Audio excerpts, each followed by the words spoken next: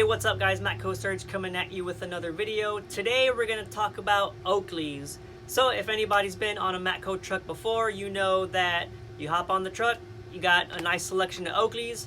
Right now, my display is looking a little sad, but I just got back from Expo. Oakley had an awesome booth set up, and I took some time to hop up on their cool truck that they had up there and took video of some of the demos that they show of how they come up with their lenses. They explained what Prizm is, and they showed us some of the testing that they do right there on the truck, and I took a cool video of it. So let's check it out, see what you think. It's going to be the XYZ lens geometry we're going to talk about right here, including lens material we'll talk about over here. So I'm going to go ahead and get these lasers turned on. What these lasers are doing are replicating our left and our right eye, focusing on an object about 20 feet away. So although it does look like it's one laser, it's actually two lasers meeting up at that one point. Ideally, if we take any set of eyewear and put it on this head form, I just want to see these two lasers stay right there at that one point. Now I'm going to start with competitor eyewear first. We'll talk about some of the design aspects of them, how they could cause issues for your eyes. One of those issues being curvature, the outside bending part of the frame. It's used for two reasons, mainly protection from dirt, dust, wind, the sun, anything you guys may encounter when you're outside, but also aesthetically it looks cool, and that's why companies choose to use it. Here's the object is to see these two lasers stay right there at that one point. Competitor object, right, or competitor lens material, competitor frame, and as you can see, we get those lasers to separate down there. So we call that Prizm, or the bending of light. As light's traveling through this eyewear, it wants to follow the curve, and the curve creates a distortion. Type of horizontal distortion, your brain and your eyes are an amazing system. They're able to fix this for us. Having to encounter this issue day in and day out will cause damage to your eyes. Short term, probably going to get some headaches, lack of focus. In the long term, we could get some eye damage from it. Another issue that we have in designing competitor sunglasses comes from rake. Rake's the downward tilt of the lens, mainly used for impact detection. Objects travel up, we're able to deflect them up in a way so they don't penetrate through, but again, aesthetically it looks cool. That's why companies are using it. It creates a bigger issue for us. This is known as prismatic imbalance or vertical distortion. It's a lot more difficult for your eyes to correct. So now your eyes are going to flex upwards of 10 times a second trying to rebend that light correctly onto your retina. Now, the eye muscles are the only muscle in the human body that you guys use every single day, but they will never get stronger. They're constantly deteriorating, and these issues are just rapidly speeding up that deterioration. So another issue that we have with these design and competitor sunglasses, just to mention to you guys, all the sunglasses that we're showing you so far, all competitor brands. This is all stuff from sporting goods stores. We go in and purchase it and bring it out here to test. Now this one doesn't look as bad. We got a little bit of Prizm down there, a little bit of imbalance, but our bigger issue is that left and right lens, they met all the way out up here. So about 5 feet closer than they should have when those eventually met and then started to cross over. So it's an issue of depth perception. If you relate this to the game of golf and you see a flag 150 yards away, well now it looks like it's 140 yards away. Golf's already hard. We don't need to make it any harder on ourselves. You could also relate this to riding a bike. You're riding a bike at 20, 30 miles an hour, but you slightly misjudge a turn just because of the eyewear you're wearing. It could cause some severe bodily harm. So just some issues we do find in the design of competitor sunglasses. We'll go ahead and show you guys the Oakley side of things. I got an Oakley, throw this one on there, a little turbine rotor for you guys. But as you can see, very precise optics down there. No issue with Prizm, bending of light, everything's all dialed. Now, we're not trying to bash on these other companies over here. They are trying to give people good products, but they do have a major issue. They're only allowed to make a lens taper correction either horizontally or vertically. Can't do both of those at the same time. Why? We're the ones that discovered that technology back in 1989. It's the basis for our XYZ lens geometry pattern. Now, what XYZ stands for is making a lens taper correction along the x-axis horizontally, your y-axis vertically, and see the thickness. So XYZ, all it is an optical center. What that means is the thickest part of the lens, therefore attracts majority of the light. That optical center is located in this general region right here. As we travel away from that thicker optical center, we make a taper correction. We're going to thin out the lens. We thin out the lenses because we added all this curvature to protect our eyes and added that rake to deflect objects away, but we need to make sure that we're still giving you guys correct optics. So by thinning out that lens, that ensures no matter where you look through this, whether you're looking out of the top, the bottom, the left, the right, there's no issues with distortion. It's always bringing that light right back to the center of the lens, not causing stress or damage on your eyes. Any questions on this test, guys? Cool, we're gonna go ahead and flow right into this second one for you.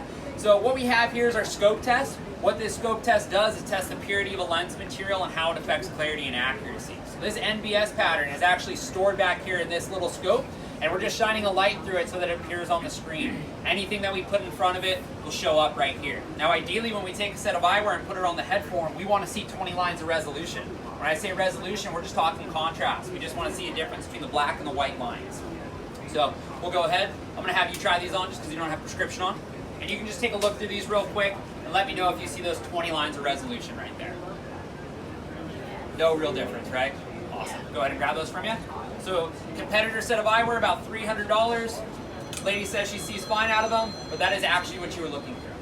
So your brain and your eyes are an amazing system. They're able to fix distortion. They're fixing it so quick, you don't even know it's there. The issue that we're having here is you spend $300 on a pair of sunglasses. So you're probably going to wear them for a few years, but you wearing them day in and day out is causing small incremental damage to your eyes. So this is a glass lens from a competitor. Glass is really common out there. Companies love to use it because of scratch resistancy. The downside of it, it doesn't provide inherent UV protection. So what these companies are required to do by law is take a UV filter, sandwich it between multiple layers of glass along with glues and adhesives. So even though the glass is very optically pure, like it is on our windows or on the windshields of our car, when you add the glues and adhesives and the filter to it, that's what's making it hard for your eyes to see. But it's not just polycarbonate, or not just glass that we have the issue with. Polycarbonate is another one that we'll find that issue with. A lot of times with polycarbonate, it's a low-end material. Companies aren't doing their own manufacturing, and it leads to issues like that. So imagine every day for the next 4 years when you put your sunglasses on, your eyes have to fix that image for you. They're fully capable of doing so, but just kind of speeding up that process and deteriorating your eyes even quicker. Luckily at Oakley, we have a proprietary lens material that we use. This is known as Plutonite, the highest grade optical polycarbonate on the market, and ensures that we have crisp and clear optics no matter what product we're putting out there. So we can see 20 lines of resolution. You can even see upwards of 28 lines of resolution. With an XYZ lens geometry, your Plutonite lens material, that's the basis for HDO. High definition optics and all the products coming out from it. We're going to take a little bit of a deeper dive into the science behind it. So usually when we talk about Prizm, we're outdoor, people get to experience it themselves, but we don't have that luxury today. We're stuck inside this convention center with a ton of ambient light, which doesn't allow Prizm to work. So that's why we have this machine here to kind of recreate sunlight. The sunlight travels up through a fiber optic cable, and whatever your eye is seeing is what's being displayed up here on the screen. So we have a couple sets of numbers, transmission from 0 to 100. That's talking about the amount of light coming through a lens. So if you walk outside on a bright and sunny day and you close your eyes, you're exposed to 0% of the light. If you walk outside on a bright and sunny day, no sunglasses on, and you open your eyes, you're exposed to 100% of the light that's out there. Down here at the bottom, we have wavelengths. So from 400 over that way, that's all ultraviolet stuff. That's all stuff that's getting us sunburn, but we can't see it. From 700 over this way, that's all infrared. Also stuff we can't see.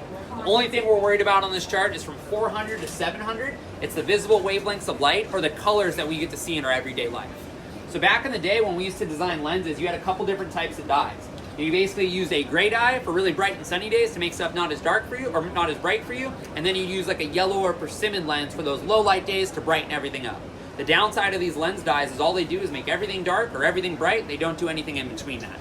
So we'll show you guys what a lens dye from 15 years ago looks like. It basically filters all colors of light evenly. So you can see we got one big straight line across there. Instead of being exposed to 100% of the light, you're only exposed to about 15% of the light. So it's good. It's done its job as a sunglass. Our technology has just gotten a lot better now. So now when we design our lenses, we use 4 very specific dyes. And based off of these 4 dyes, we can now control every single color of light that comes through our lenses. So we have some of these dyes melted into our lens material right here. And we'll go ahead and show you guys what these are actually doing. So I'll take that first dye, throw it on there. You can see we get this really big dip right there. This profile that I'm showing you guys, it looks way different than those last couple dyes that I showed you guys.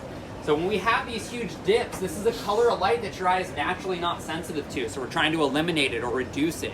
And by reducing the colors of light that your eye isn't sensitive to, it allows us to get these nice big peaks, which are colors of light your eye is extremely sensitive to. So the whole point with Prizm is eliminate the bad light to allow for more good light to come through to help with us contrast, visual acuity. But every one of these dyes affects a different color of light, a different wavelength of light. But we can show you basically as we mix all these dyes together. So dyes from 15 years ago for bright conditions, dyes from 15 years ago for low light conditions. What our dyes do now? Those peaks and valleys, that separation of color, that's contrast being created. That vivid color that you guys see through those Prizm lenses, that's all based off of that separation of colors, allowing for the good light to come through.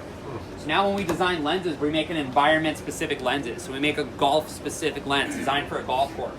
What's the most common color on a golf course? Green. Green. It's everywhere. We don't need any more green light coming through this lens. And that's why you see right here, green's pretty stable.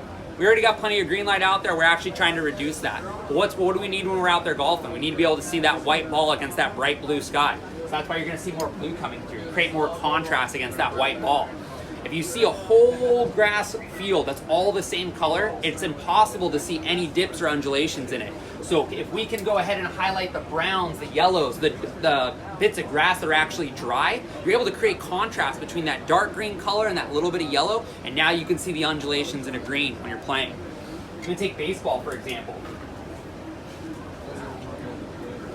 So you got a white baseball. White's made of all colors. We can't make white any brighter, but we can make a white ball pop against a blue background, and that's why you're seeing that blue spike right there.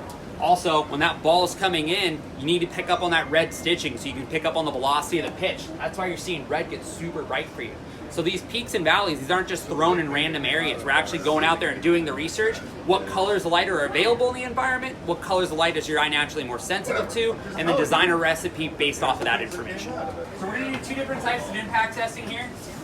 We're gonna do a high velocity impact test and a high mass test. High velocity involves a 1/4 inch steel ball bearing. We're gonna fire it at 102 miles per hour from point blank range. This is gonna recreate the real life scenario. Maybe you're riding a bike, someone's riding in front of you, and a rock gets kicked up into your eye. I'm just gonna slide in here real quick, guys. So, competitor lens material, glass. We don't use glass in any of our products here at Oakley. I'm gonna show you guys why. Now, according to ANSI, there are 3 standards that we need to meet to pass this test. No issues with lens retention, no issues with lens fragmentation, can't make contact with the eye or the soft tissue surrounding the eye in the ocular cavity. So 3, 2, 1. So as you can see, fails on all accounts. You get a couple hundred pieces of very sharp serrated glass in your eye. It's going to cause some severe permanent eye damage, possibly even worse. Definitely not something you ever want to be wearing. So we'll go ahead. We're going to do a radar EV. We've already done 2 of these BB tests on this side of the lens. We're going to do 1 more for you guys. So same test, same rate of speed, same 3 standards you pass. 3, 2, 1. So yeah, you got a scratch on the outside of your lens, but you're still going to see at the end of the day. So next test that we're going to do for you guys is high mass. High mass involves this 1 pound, 1 ounce steel spike. We're going to drop it from 4 feet 2 inches. And this is going to recreate that real life scenario. Maybe you're riding a bike, misjudge a turn, you take a tree branch to the face. This could be you out fishing, the line snaps, rod comes back and gets in the eye. Maybe you're just sitting in a parked car, you get a fender bender and your back goes off. So a larger object traveling at a slower rate of speed. Lens material we use for this, CR39. It's cast molded plastic. It's the most popular lens material in the world right now. High fashion brands, $400 or $500 pairs of sunglasses, all the way down to your gas station sunglasses, and everything in between all utilize this material. Mainly because of scratch resistancy. Everyone hates when their sunglasses get scratched, and that's why a lot of people go this route. We don't use CR39 in any of our products, and I'm going to show you guys why. 3, 2, 1. Now you got a couple really sharp pieces of serrated plastic in your eye. It's going to cause some severe permanent eye damage, possibly even worse. Definitely not something you're going to want to be wearing. Now we've already done 1 test, or a couple tests, on this set of lenses right here. Usually use a different lens and different frame every time you do an impact test, but we'll showcase a little durability here for you guys. So 3, 2, 1. You probably got one heck of a headache, but you're still going to see it at the end of the day. What's the backside look like right now? What's up?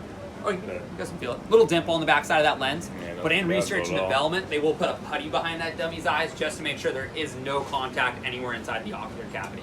If it does touch in there, it's considered a fail, and we got to go back to the drawing board at that point. Yeah. So there you go, guys. That's some of the testing that Oakley does to make sure that you have an awesome product made in the USA. So when you ask your Matco guy for a price at Oakley's and you're like, man, that's kind of high. Well, now you know what goes into making a set of Oakleys and what all the research and development that goes into their lenses. As soon as my Oakley order from Expo comes in, I'll post some pictures up on my Facebook and Instagram. So if you don't follow me on Facebook and Instagram, it's at MatcoTools.